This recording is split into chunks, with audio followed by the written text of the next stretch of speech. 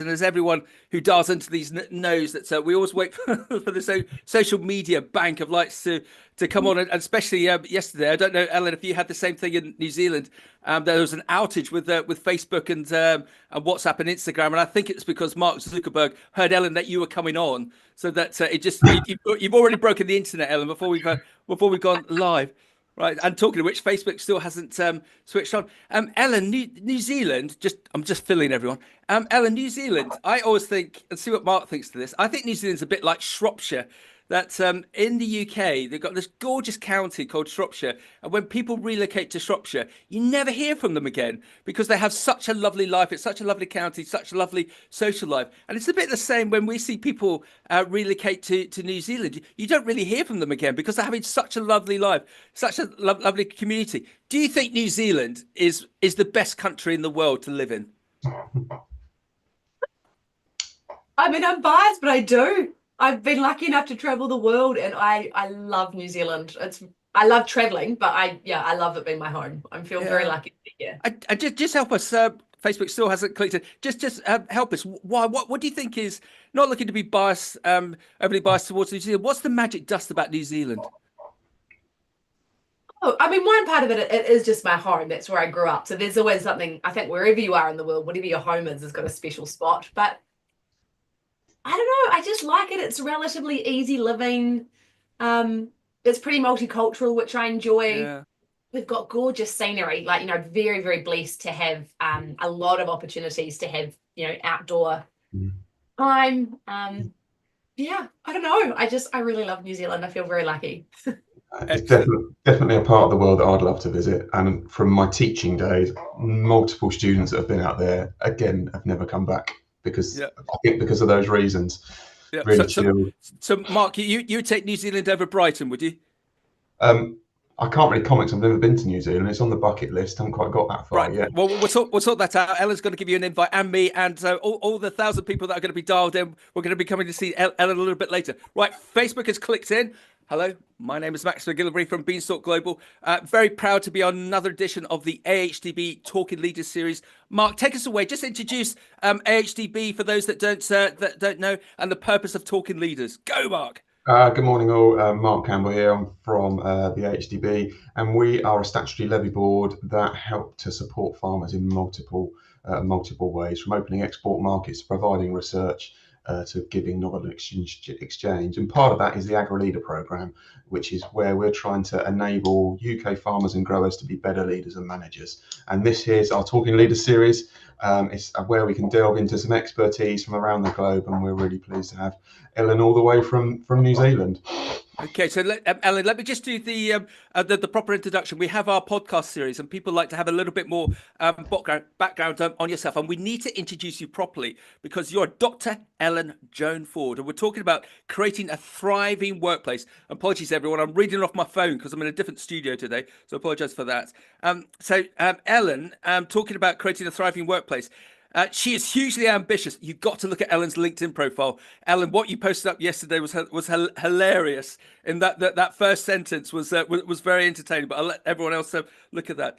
Ellen is hugely ambitious about improving the working world for people and for organisations. As a leader, researcher, military veteran, international speaker, TEDx speaker, facilitator, consultant, and parent, I bet parents are the hardest one and all of that, Ellen draws on her research and practical experiences to drive organisational outcomes such as improved retention, productivity, engagement, well-being, and ultimately profit by enhancing inclusive leadership capabilities and workplace culture. Ellen was awarded the Kiwi Bank New Zealand of the Year, Local Hero, Person of the Year, or Ellen, help me with this, Man Matuui Standard, and the prestigious Sir Peter Blake Leadership Award. She's the author of #Work School Hours, that we're going to be talking about a lot, endorsed by the likes of Kiwi Bank, FMG, Derby BV and Clifton's, and dubbed a must-read for any leader building a modern workplace. It's really important. And her leadership model is belonging, autonomy, and purpose. Ellen is passionate, authentic, and speaks from the heart with warmth, enthusiasm, bubbleness, and fun. Ellen, is that a good repertoire of yourself? Sounds funny hearing it read out, but yes, thank you. That's a lovely introduction, Max. Especially for me. Yeah, but what was this? What was the creative? You could have done anything.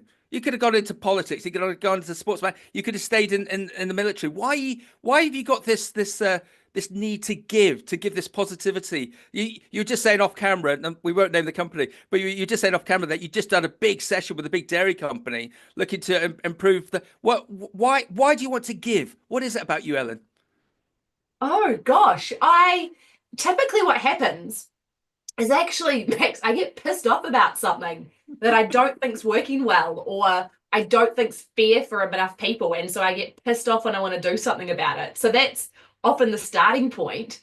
And I'm really passionate about people. I just want people to have better experiences in the workplace. So that's the heart. Like, I'm really driven by the heart. I hate seeing people treated in a way that makes them feel less than, makes them feel excluded, makes them feel guilty about the fact that they might have something outside of work. I really don't like seeing that. And so I want to make people have better experiences. But the thing that gets me super excited is, like, when people have better experiences, they do better work and they make organizations more money. So yeah, kind of the heart, and then also the pragmatism is, well, it's going to make good business sense. So yeah, well said. I was just again saying off camera. I just covered a particular ag conference for the last couple of days, and one of the elements being discussed there was robotics. And one of the speakers said, "Can't wait for robotics to come into my business because they said I hate managing my staff, and robots are going."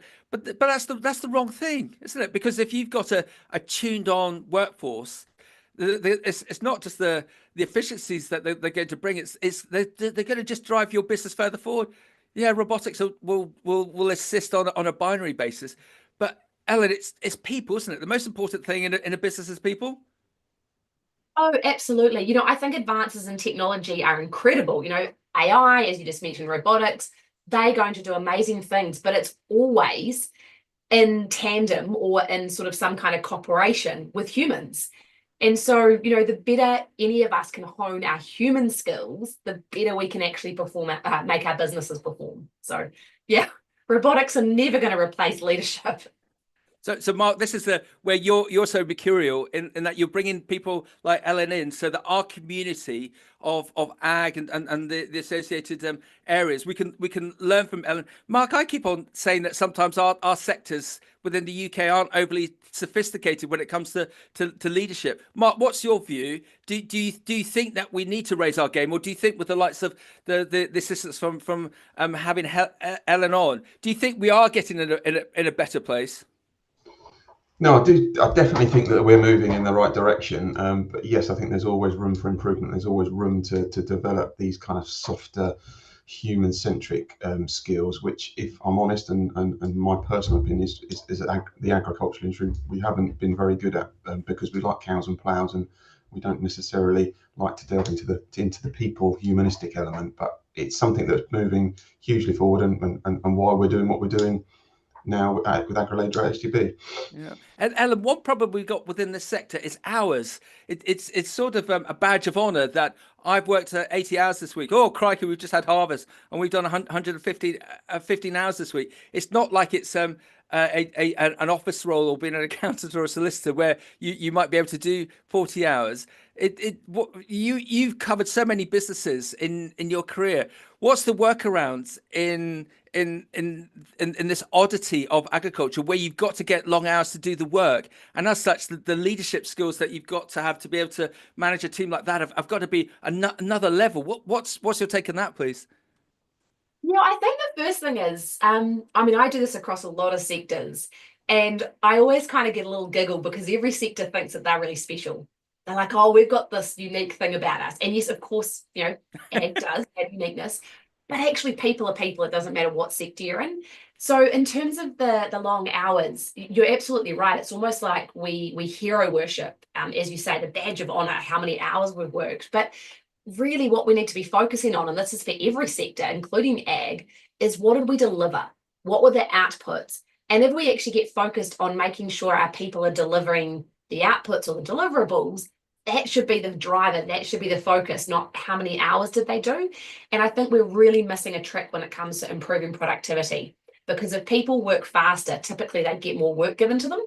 So if they're actually rewarded with, hey, get these tasks done and you can go home, sure as shit, people are going to work. They'll figure out ways to make efficiency improvements. Excellent. Well done. So it's what's my buzzword? Driving societal change. So if you give that sort of positive tease, guys, if we get all this field done, or get these cows milked, or get this all bedded down, we can go early.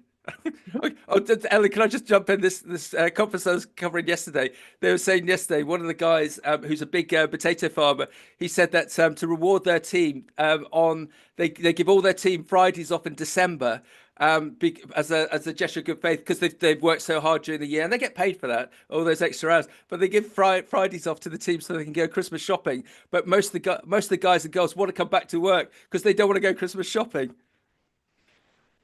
So sometimes sometimes it works and it doesn't. Just I'm just jumping in because we've already had a question. This is a mate of mine called Tom from Kent. He wants to know, what is #work school hours? That's on your moniker. That's on your behind you, Ellen. Talk to us about #work school hours. Oh, okay. I would love to. Thank you for asking. Go. So, okay, #work school hours is a movement, or it's a revolution to look at how we do work differently. So I'll give you a couple of minutes around the where it came from and then what it is and also what it isn't. So I said that I get pissed off. That's often my driver. So a few years ago, so I'm a parent. I've got a 7-year-old and a 4-year-old, so 2 beautiful little boys. And when my youngest was a baby, did this postdoctoral research on the experiences of working parents. And what became glaringly, obvious and so deafening to me is that we genuinely live in a society where we are expected to work as if we don't have children, and we're expected to parent as if we don't have a job. And the 9 to 5 or the 40-hour week, and I know you just talked about the fact the ag sector typically works longer than that, but that came into play more than a century ago. And it was when we had the assumption that every household had a dedicated worker, a man, and a dedicated caregiver of children, which is the woman. 2 different people. But that's just not how our society is today. People who are parents are also the same people who are workers. And so it kind of blows my mind that we still expect people to do this outrageous juggle with how the heck do we manage working till 5 o'clock at night, yet picking up our kids from school at, say, 3. So that was the genesis. And I was getting pissed off about this, like, constant guilt that you're either feeling bad that you're not with your kids, or you're feeling bad that you're not giving to your team. And I thought, surely there's a better way. Like, surely we can do this differently. And that's when I started tapping into all my kind of leadership background and experiences around what actually drives people. And so #work school hours, it is a principles-based idea. So it's not as dogmatic as saying, everyone must work only during the school hours, but it's around principles. And the first principle is, how do we focus on actually valuing that people have things they care about outside of work? That could be children. That was the genesis, but actually everyone has stuff they care about outside of work. The second principle of #work school hours, which I kind of mentioned before, is focus on outputs. Don't focus on hours, focus on the outputs. And then the third principle is give people more flexibility. So give them flexibility to do those outputs. Not am I saying give people, a free ride or let them milk it. No, they need to get the outputs done, but give them flexibility so they can do those outputs and do the stuff they care about beyond work. That's my 2-minute spiel on what is #work school hours. Obviously, I've got more I can share on it, and I'd love to talk to you about the book on it too, but that's the quick brief. Yeah, and Mark, that's inspired, isn't it? Because you think we've all got kids, we all have been or are sort of semi-trapped in that. And I suppose for some of us that work from home, we've got that flex. What am I trying to say? You could see that if an employer could offer that flexibility, they would get so much more from that person, because it's a two-way thing, rather than dictating you must be in at 2 minutes to 9 and you must leave at 2 minutes past 5.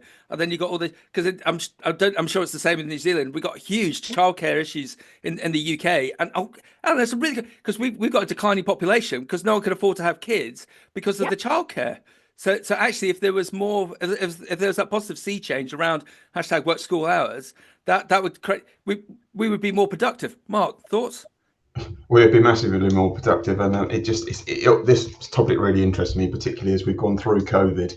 and flexibility and things like that were massively because we couldn't go anywhere. And however, as we're moving into 2024 and big companies have got rents to pay on offices and things, it's you must come back into the office, and it's a massive challenge. I speak personally. My wife teaches, and she wanted to pick. I do as a father. I do 99% of the school run because of my role, and I'm very pleased with the flexibility that AHDB provides me to be able to do my job and work my job around my family.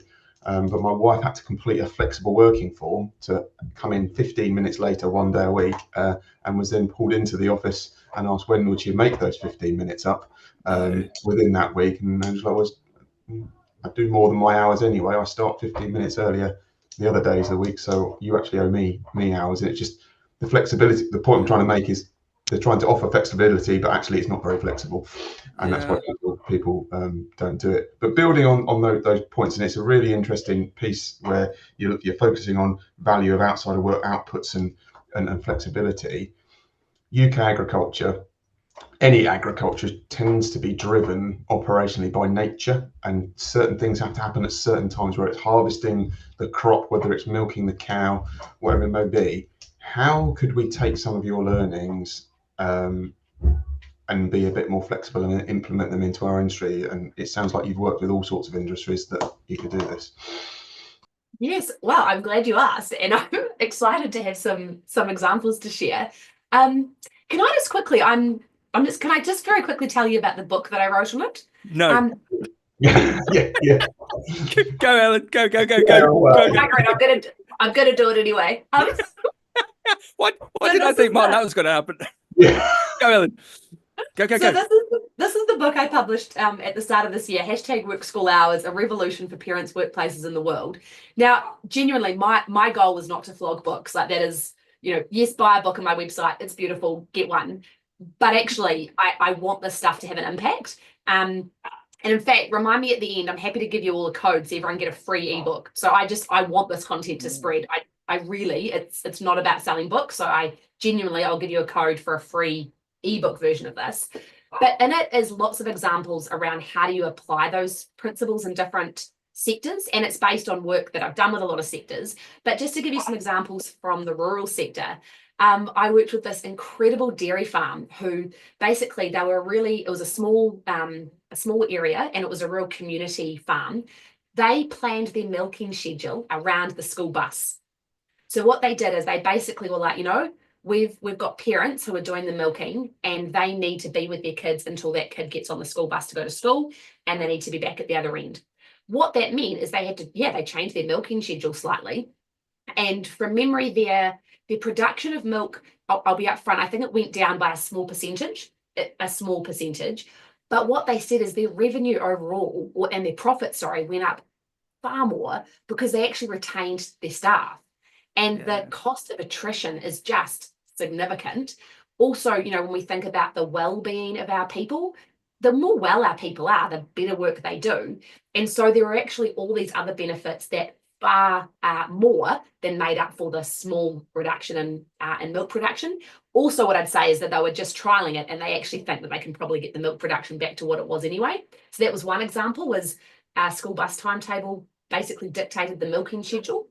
Another really cool one is an orchard that I was working with, and this woman who was running it, she said, we've got people that work like an 8-hour or a 10-hour, whatever the day was. And she said, I've also got a whole lot of people that are effectively, and they were mainly mums. It's parents, so this is not a mum thing. But this reality of this example was they were mums, and they came in and did like a 5.5-hour shift so they could still be there for the school pickup. She said those mums did just as much, if not more, than her people that were working on the farm the entire day.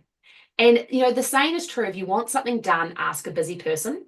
And so if you've got someone who knows that they've only got a limited window to come in, get their shit done and get out of there because they've got something else on, could be a kid pickup, but actually it could be anything in their life.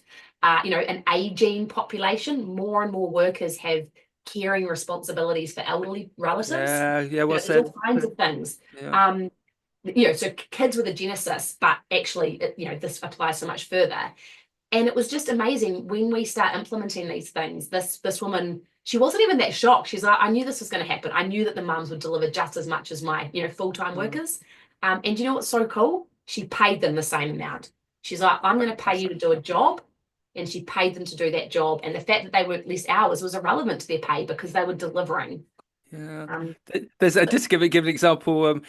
Here there's in the UK there's a big shortage of horticultural workers, greenhouses, so growing tomatoes, cucumbers, peppers, and there's a big piece of glass going up in going for planning in North Essex. It's about 40 hectares, if you can imagine that, 40 hectares of glass. But they've actually designed the whole thing around the creche, because their issue is getting staff.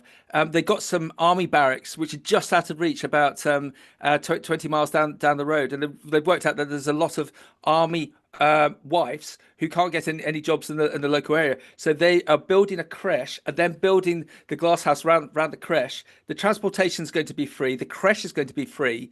And so you just arrive, dump Michelle, little Johnny, go off, do your work, see them at lunchtime, and come back, and then you get the shuttle bus back, and it's it's such a lovely business. He said, why wouldn't we do that? Because that's the only way that we're going to be able to grow this business, is by having these individuals. But then going back to that not very nice example with Mark, I've got a client who dictates that everyone must come into the office 5 days a week and doesn't allow for any child pickup, and he disciplined someone on a Friday afternoon for similar reasons to the example that Mark gave, and the meeting finished at 3, and then he said, right, I've got to go pick up the kids.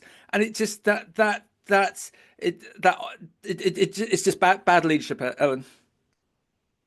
Oh, I mean, yeah, that is poor leadership, that example. But just on that one, that's based, and so creches in like the childcare, right? That's the daycare centre. Yeah, yep. Sorry, yep. I mean, that is just phenomenal. And do you know what I think is really exciting is those kind of initiatives. Sometimes people think, oh, that's too expensive and that's kind of happy clappy wiffly waffly. I've got to make money. That shit makes you money. Like, do that. Make it easy so that parents aren't having to have this juggle of, oh, I've got to work, but I've got a parent. Help people to do both, and you'll get so much out of them. That's business sense. Ellen, this is quote off the this is 160 million sterling build, and I think the creche is nothing. It's like half a million or something just to put the building up and to man it. And we've got this. Yeah, so it's just it's. Yes, it's just strategic thinking, isn't it? And just thinking differently on that basis. So no, Mark, there's definitely room to change, isn't there? There's massive room to change, and I can think of one example of a very large dairy business in the north of the UK. They're milking about 1,500 cows 3 times a day, producing millions of litres of milk. And they struggled because they milk 3 times a day, early in the morning, around lunchtime, in the school pickup, and they always struggled for people to milk at that shift. And what one of her managers did is she suggested that they took on the roster. So they took on the roster and divvied up all the people, which in essence, it was saying, right, Ellen, can you milk tomorrow lunchtime? And I'll pick Johnny and Sarah up from school and give them a bit of tea. And then once you finish, you come pick them up. And then I'll do the following day and you reverse. And the same kind of thing happened, that the farmer was like, well, why don't you bring the children back to the mess room? And actually built a bit of a TV and some bean bags and put some snacks in, and before they know it, they never had a staffing problem, and everyone was happy. So yeah, there are some good examples, but I suppose leading on from that, how do we get people to make a start? Because it's all well and good actually saying, yeah, I'm going to do this, but actually building a creche or doing that. How do we start to incorporate this flexibility within work? What's the easy steps without spending millions on a building? Oh, I love this too. You guys ask great questions. Yes. So it's not, not every business has the ability to invest in an on-site childcare facility, and that, that's almost like, wow, that's kind of the goal or the dream, but what are the steps beforehand? The thing that gets me very excited about #WorkSchoolHours and about this stuff is we can just do baby steps. So it's not about all or nothing. Yeah, it's just what are some steps you can take. And so I've done a fair bit of work, especially in the dairy sector. So again, lots of sectors and other subsectors within ag, but I have done quite a bit in dairy. And sometimes it's just literally, I had one farming manager who I ran a workshop with him, and he came back a couple of months later when we had the second workshop in this program, and he'd started implementing some stuff. And what he did is he literally just said, and this it sounds common sense, but it's amazing how often it doesn't happen. And he just said, I got the team together and said, right, these are the tasks that we need to get done this month. These are the tasks we need this week. This is the stuff we need done today. And literally just said to the team, hey, what are the things that you've got on beyond work? And so some of them were parents and they were like, well, I've got kids. There were others who didn't, but they were like, I want to go to church every Sunday. There was another guy who said, I want to play rugby on Saturdays. And so what happened? They just got kind of the insights. What are your commitments outside of work? And then pretty much got the team to match those two things up. It was right, this is the stuff we've got to do. Yeah. This is the stuff us people want to do outside of work. And what's cool is you bring people together. First of all, it actually builds some camaraderie among your team. And generally when people want to be there, they're not going to be, jack or try and shirk each other. If they're actually, decent teammates, they'll be like, yeah, no worries. I'll cover that shift so you can go play cricket. And then the other guy will be like, oh, I'll do that one so you can pick up your kids from school. But it's about giving your people autonomy. So I'll talk about my leadership model, which is that side of the thing, belonging or something purpose. It's just about giving them some autonomy. Like, these are the tasks that need to be done. This is the stuff we've got outside of work. How might we match this up? And the cool thing is the leader doesn't actually have to, work out this big schedule and be like, oh, how am I going to match everyone's needs to what I need? Actually, just get your people to do it. Delegation. Yeah. Well, it's delegate, not abdicate. And great timing to move on to belonging, autonomy, and purpose. Just to say, for those people on the podcast, Ellen's got her beautiful boys all tucked up in bed because it's unless you say otherwise, Ellen, it's in the evening. Mark's got lots of humans running around upstairs going to school. I've got 2 Labradors eating bones over here. So everyone on the podcast, I apologise for the background noise. It's just life, right? Okay, Ellen, talk to us about this element of belonging, autonomy, and purpose. Leadership. Go. Just go. Go. Okay, so I'll give you a bit of background to it first, if that's okay. Yeah. So basically my career started in the military. So I was lucky enough to spend 10 years leading engineer soldiers on operations around New Zealand and overseas. Afghanistan was a particular highlight. So, got to, practice leadership, and I learned some lessons. Some I definitely learned the hard way. But what I learned is that, the more you care about your people, the better they actually deliver. And so I kind of learned that on my experience. I then went into the corporate sector and then into another government role. And so I was still leading people, kind of learning this stuff on the go. And at the same time, I then did my MBA and PhD on leadership, because I'm really passionate about this. I'm really interested to understand what makes people tick, what makes them feel great, and how do we, then deliver good outcomes for our organizations. So that was kind of the bringing it together. And what I found, so my belief, and it's very strong, is that a leader's job is to create an environment where their people can thrive and then direct that thriving energy at the task you want them to achieve. So it's not about a leader must be this, look like this, act in this way, manage people for these hours. It's about creating an environment where their people can thrive and then direct that thriving energy at whatever it is that needs to be done. And what I found through my experience journey, both leading and researching about it, is that people need 3 things. And the first thing they need is a sense of belonging. And so belonging, there's an amazing researcher in the US, Brene Brown, who talks about the difference between fitting in and belonging. So fitting in is when we show up to a place. It could be work, it could be social, and we kind of adjust ourselves because we feel like we've got to be a certain way, act a certain way, conduct ourselves. And when we're doing that, we're fitting in, and it's not actually that relaxing. You're always a bit uptight, you're always a bit on guard, and you can never do your best work when you're fitting in. But when you have belonging, which is one of the 3 things people need to thrive, is when you have belonging, you can just show up as your whole, full, authentic, unique, diverse, slightly weird self, and genuinely feel that people want me to be here. I'm genuinely loved, valued for who I am and what I bring. And when we feel belonging, holy dooly, that sounds dorky. Holy crap. We just do our best work, right? Because when we have that sense of belonging, we feel courageous enough to speak up if we think something's wrong. we can just do our best work. So that's belonging. The second thing that people need to thrive is a sense of autonomy. And that's kind of the work school hours bit. So autonomy can be around the when and where we do our tasks. So if people can have more flexibility on the location or the times. And I'm not an idiot. Obviously, I know that milking the cows must be done on the farm. You know, there's always someone who can't wait to be like, oh, Ellen, that's a stupid idea. You can't milk cows from your home office. Yeah, I know, like I'm not stupid. But it's about working out, you know, what tasks can be done off-site and what times do they have to be done. The other thing with autonomy is not just about the when and where, but also the how. So people don't want to be micromanaged. It's awesome when they're like, this is what needs to be done. Give them some free rein for the how they do it. So that's autonomy. And then the third part of the leadership model is purpose. And the purpose bit is people want to know that what they do matters. We want to understand if we've been asked to do this task, and you know, in the ag sector, sometimes it can be quite physically arduous. It can be in, you know, uncomfortable conditions outside. As long as we know the why am I being asked to do this? Why does it matter? What's the purpose? People can endure, you know, pretty tough times. And I remember in my army days, you know, I did lots of very uncomfortable physical things, but I knew the why. And so that's my 2-minute spiel on that one, Max and Mark, is, yeah, people need belonging, autonomy, and purpose to thrive.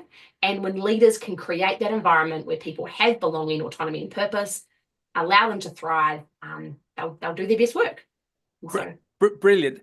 If you've got an established business, say it's agriculture, say it's second, third generation, and the current ownership want to go this route, but they've always been in a set pattern, but they want to go this route. How do you go about it? What's the bite size? That thing about if you're going to eat an elephant, other animals are available. You eat it one bite at a time. How do you change the culture of that to create that success? How? Yeah, so I mean, one, fly me over to the UK and I'd love to run a workshop for you. No, genuinely, it's kind of the same as I said for the work school hours, but you actually just get the team together. And so, you know, same thing, I've got examples from, you know, ag sector, but actually so many different sectors, and even ones that people might think, oh, this won't apply here. It does. It applies everywhere. I have not yet met an organisation or a sector that can't implement, you know, make steps to make progress along the spectrum. And it's just about getting the team together and saying, hey, we really want to make sure that everyone feels that they belong here. What can we do better in that space? And sometimes, and I don't know what it's like in the UK, but in New Zealand, we have a lot of immigrant workers on farm. Yep. I'm not sure if that's the same in the UK. And so, you know, some other teams that I've worked with literally just got their team together and said, you know, we want you to feel that you belong. We want you to be your authentic self. What can we do? And the team then give ideas. So I don't even have, look, this is the, you know, bullet point, step-by-step recipe. It's just ask your team and they'll tell you. Yep. Likewise with the autonomy bit, it's kind of the same question I said before is, hey team, this is what we need to do. How do you reckon we might do it? The purpose bit, that's more, you know, the leader kind of, I guess, obviously sets that, well, what do we need to do? But you even get the team buying in on that. Like, you know, what do we think? What do we think the goals might be for this month? Yeah. What do we think? And you just get the team involved. And Ellen, it'd be interesting to see what Mark thinks. Of all the recruitment interviews I sit in on my day job, at a mid-management to senior level, this question's never asked.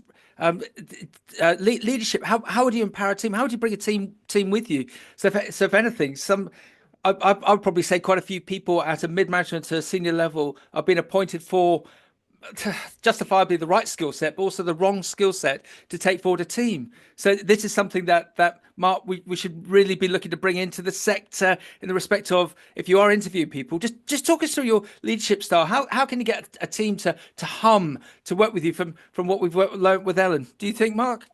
Yeah, no, I can completely agree. And I think then I'd add the piece in about purpose and vision and kind of strategy. I think UK agriculture, we're great at what we do, but the best businesses that I see are always the ones that have got the strategy or the vision front and center, which is visible to them and all of the team. So you talk about clear goals, and this is where we're trying to go to. People within the team have an understanding of where they want to get to. The journey piece is then the bit that we need to unpick. And I think you said, Ellen, about involving people and getting people to input and getting them to share those ideas and not necessarily micromanage.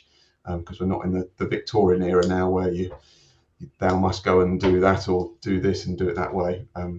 But yeah, everyone, I must just interrupt for everyone on the podcast. You can't see this, but Mark's dustbin lorry's just turned up now, and there's a great thing, Ellen, in the UK, that's the dustbin lorry guys, rightly so, guys and girls always want to tip this time of year. It's in December when they start saying morning to you in the hope of getting a tip later in the year. So we'll see what.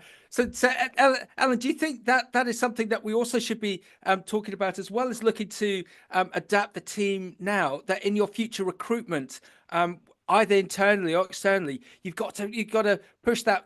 I tell you what, I'm trying to avoid, Ellen, and you thank the Lord you haven't said it. Mission statement. You know, when you go into a corporate headquarters and across the front desk is our mission statement is. And then you go and ask someone upstairs or the team, what's your mission statement? And they got no idea what that means, because it's just plugged in there. Again, just to emphasize that point, how can you get that?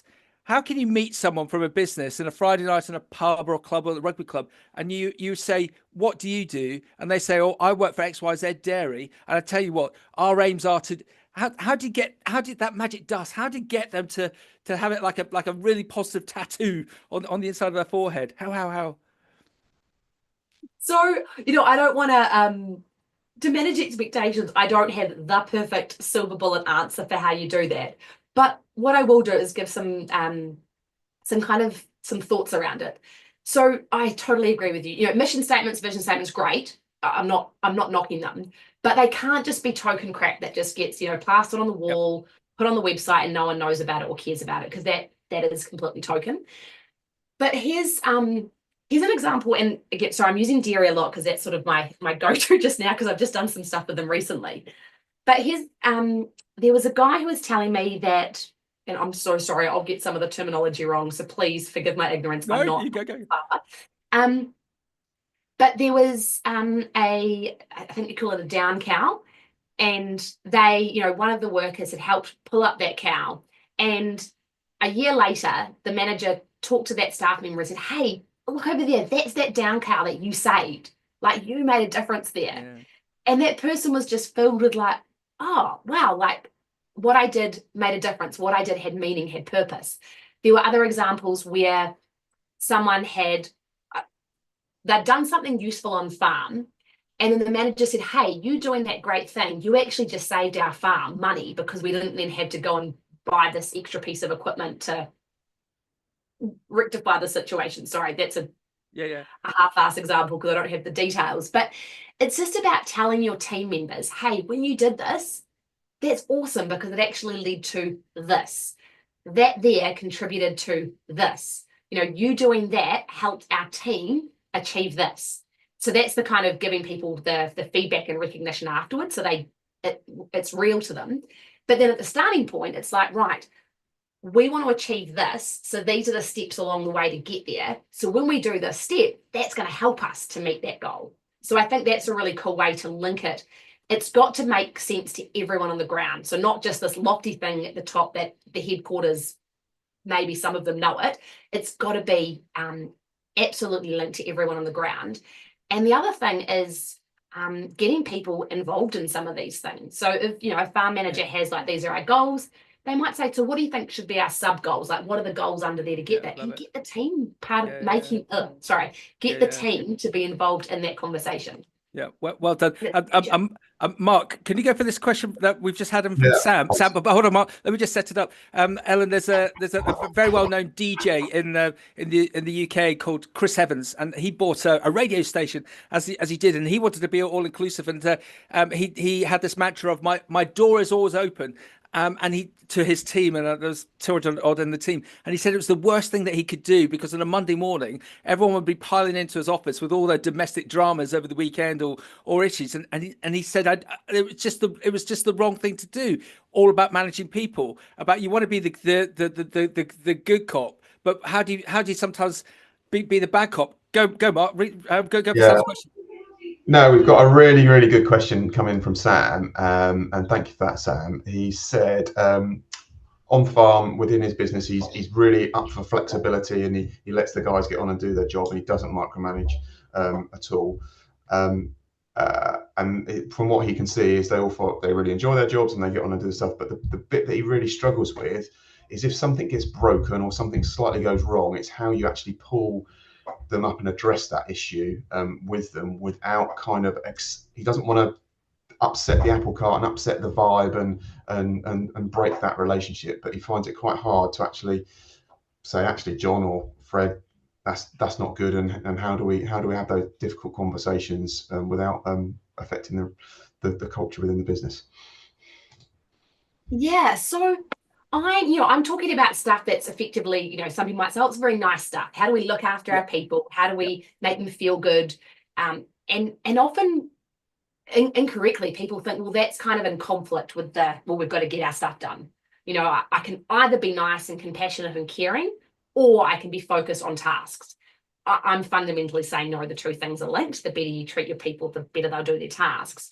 But being, nice and looking after people doesn't just mean that you let them get away with crap. I can be nice as pie and still hold someone to account and say, hey, look, Fred, we agreed on this and you haven't delivered. We need to talk about this. And, I'm not being horrid. I'm not, I don't think it's upsetting the apple cart. It's just saying, hey, look, this is what's happened. We need to rectify this. And, sometimes it starts with, was there a misunderstanding? So let's make sure our communication was okay. Was there a training shortfall? Maybe the person didn't understand, so we need to rectify that. Or maybe they actually were negligent and performed poorly, and we actually need to work through that in a discipline type focus. Being kind and looking after your people and caring about them does not mean you let them get away with anything, or anything and everything. And just so two more kind of tangential points on this. One of the two is I think about it in regards to children, right? So obviously I love my children, as every parent does. Sometimes I have to discipline them. That doesn't mean that I care about them any less. It doesn't mean that I want to, ruin all the fun in the house. Not at all. Like, we have lots of fun. And sometimes I need to tell my kids off and be like, hey, that behavior wasn't all right. And that's, I talk about, I lead with love. And I know that phrase doesn't sound wonderful to everyone, but I don't care. I'm me. I lead with love. And if you're on my team, I'm going to love you. And I think, loving my children means that I both care for them deeply, want them to have joy, and I also need to hold them to account and make sure they, learn lessons along the way. And so I kind of think of that a little bit with your team, is you really care for them and you also hold them to account. I think the other thing, that question was specifically around what if there's mistakes that get made. I think a way that we can think about this is, well, how do we raise them? So if someone makes a mistake and we just go berserk at them, we do it in front of everyone, so we shame them, that's just not the way to go. Obviously, people are going to not own up if they make mistakes. That's going to create a culture of, kind of fear. But if we, actually approach it with some openness and say, hey, this error has happened. How can we all learn from this? And then it just kind of creates a culture where people feel more comfortable to own up. We all as a team learn from the experience. We don't shame that person in front of everyone. We take it as a learning opportunity. And if they do it again, then yeah, you can go down a more disciplinary route. But I guess I'm just saying, being caring and creating this thriving place is not mutually exclusive to holding people to account. Yeah. Well said. And I suppose sometimes in life, if you want to progress the business, and there's that one person that's is not going to be in the business for the long term, and they're not right for the business, you got to put your big grown-up pants on at some point, haven't you, and create that change. Yeah, no, I think it's definitely holding people to account, isn't it? But then in terms of the responses, like you said, it's not being emotive in that. It's being quite factual, and quite how can we build on that problem, and how can we deal with it in that way. Yeah, there go the kids. I just had another WhatsApp from Tom, who's in Kent, who's loving this. But I know him well enough that he's just saying that he wants to take this next step. But Ellen, you're there, you're not here. Is there any other over and above following you and getting your insights? What would you do if you were an owner or a manager here or wherever, as to where you can get, I don't know, motivation to make these changes? But some people aren't like got to be people like us three that they're a bit reticent about change, but they want to change. Would you advise them to follow particular people on the likes of YouTube, or to do some external reading, or go on a particular course? Just you know what, they just need that confidence that, oh, right, I've learned all this, I'm going to do it. Where would you advise them to get that motivation? Yeah, so I mean, look, there's lots of other great sources of information. But what I will do is I get asked this question a bit, and so the work that I do, I'm a keynote speaker internationally. So I do stuff around the world, and I run workshops. But I know that not every UK business is in a position to bring someone over from New Zealand to do that. So what I did create was 2 online courses. And they're self-paced so that people can access it and basically get, there's a bunch of video content, there's a workbook, and it's really easy. As I say, it's self-paced so people can do it in their own time. And it is my attempt, at least, and I've had some good feedback to address that kind of gap. So if people are, I just want a bit more than this, 50-minute podcast. I've got the book, but I'd like a bit more. The online course, I've got one specifically for leaders and one specifically for individuals. And I'm happy to, I've got a discount code that I can share with you for your listeners today as well. But I think that would be a great well done. just to get a bit more. Well done. I didn't mean to sort of that's what a brilliant answer, because I rather than having some monosyllabic individual that we can dial into would be great. But Ellen, we love you. We can just see how this resonates, and you understand the sector. So for those individuals like Tom and Kent to just have a look at that course, that will hopefully give them the motivation that they're looking for. Mark, do you want to just cover off inclusivity and diversity? Go. Yeah, no, we've covered quite a range. Let's now sort of delve into inclusive leadership. And so UK agriculture, which probably is very similar to some channels around the world, is fairly male dominated. So how just for everyone on the podcast, another one of Mark's kids has just gone off to school. Carry on. How many kids has he got? Carry on, sorry. So how can we? So it's fairly male dominated. How can we kind of address this challenge in terms of building more inclusivity into our sector? And then hopefully, if we build a bit more inclusivity, and that will support some high performance within a business. What are your thoughts on that kind of area? Love it. So I think often we talk about, I think it's diversity, inclusion, equity, and sometimes belonging are kind of put together, like D&I, DEI. I feel like that's really part of that belonging piece up there, is this, if we can create an environment where everyone feels they belong, it doesn't matter if it's around gender. So how do we make sure that women feel that they belong in a male dominated sector? How do we make sure people of a certain ethnic or cultural background feel that they belong?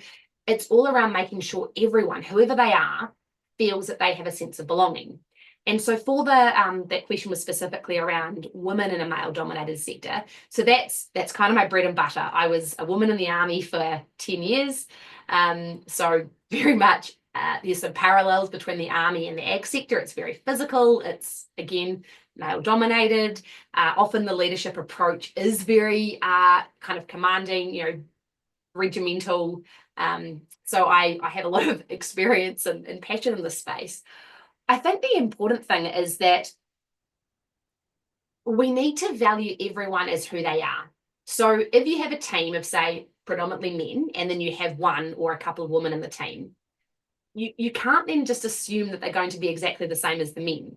Because if we want, sorry, I'm mincing slightly, I really get passionate about diversity. I think if we want to solve tricky problems, if we want to be a high-performing team, if we want to go after great, ambitious goals, we actually need a diverse range of people on the team. Yep. And diversity, there's the surface level stuff, so gender, ethnicity, able-bodiedness, that kind of thing. But actually, it goes way deeper than that. How are we brought up? What's our thinking processes, our learning styles, our belief systems?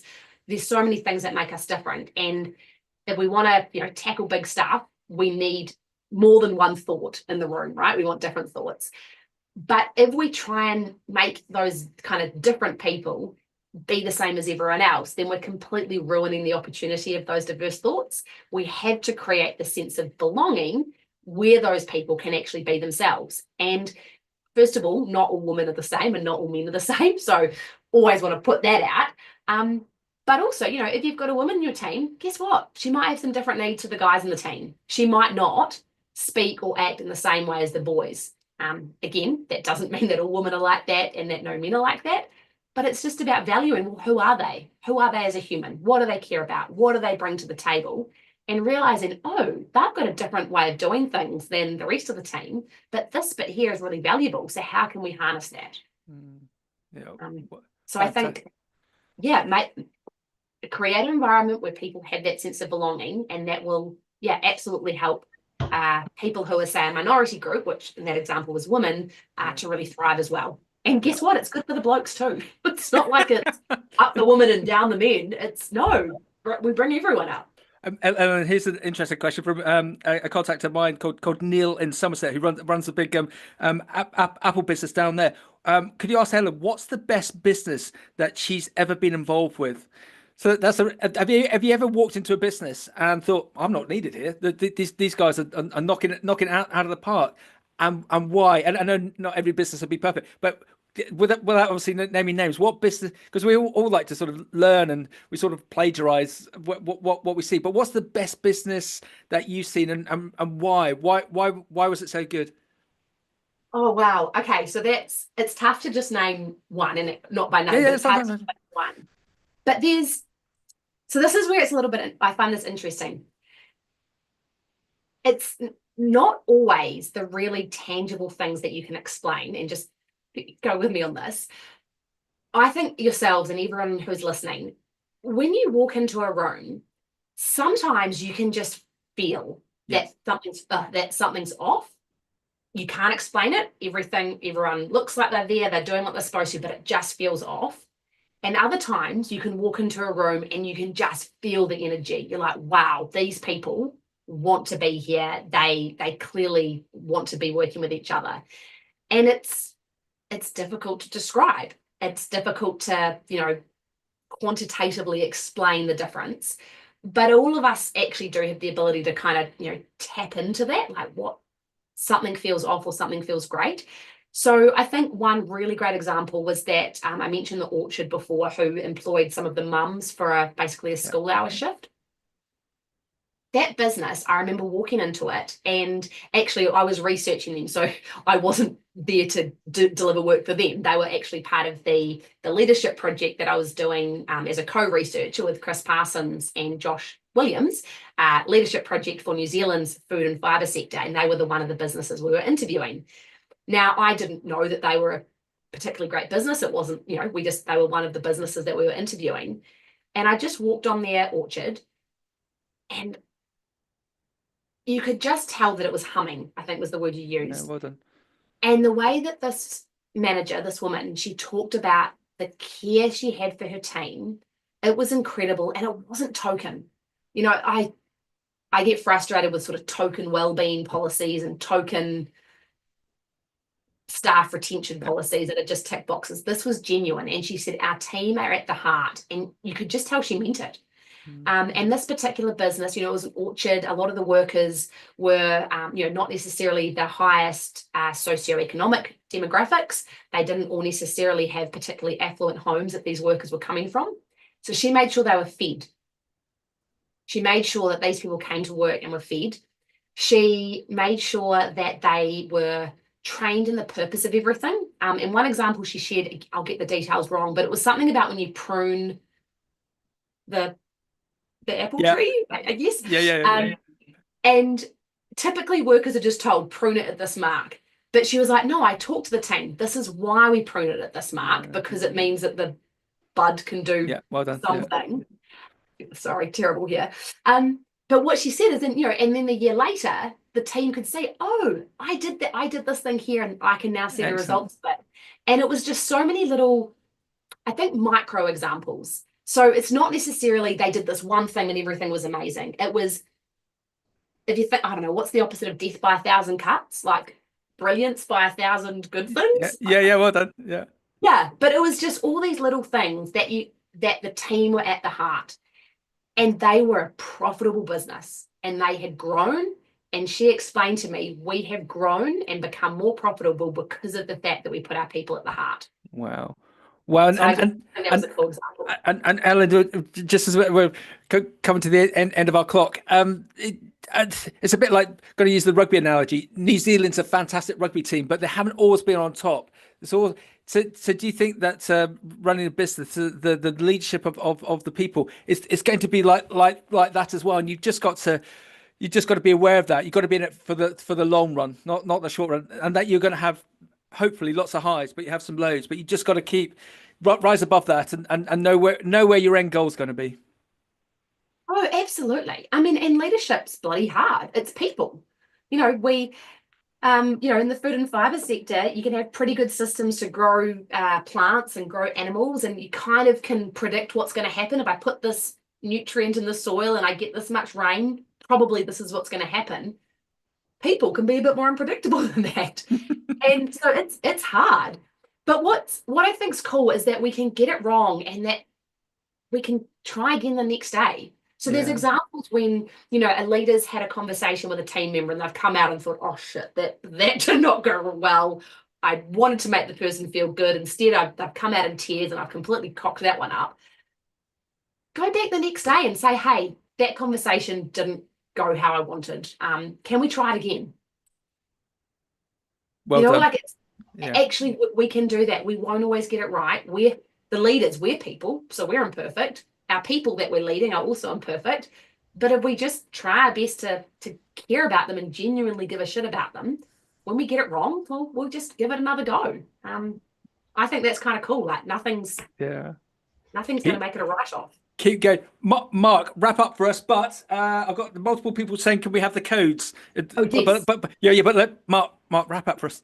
No, what a brilliant discussion, and we probably could have gone on for another hour or so, but we've covered huge amounts of ground in terms of thinking about value for people outside of work and how we can include flexibility, but also focusing on the output rather than the hours put in. We then covered the BAP model, belonging, autonomy and purpose, and I think that's a really, really good model that people can focus in terms of making sure people feel like they're their own selves within a business, giving them the opportunity to do their thing in an autonomous way, but always driving towards some kind of purpose and understanding of where the business has gone. And then we touched on inclusivity, and I think it's bigger than just gender and race and all that. It's about having a diverse range of people that we can all make that little 1% shift. It's not about the big macro things. It's about the little things that all add up to big things. And we're really looking forward to reading your book, and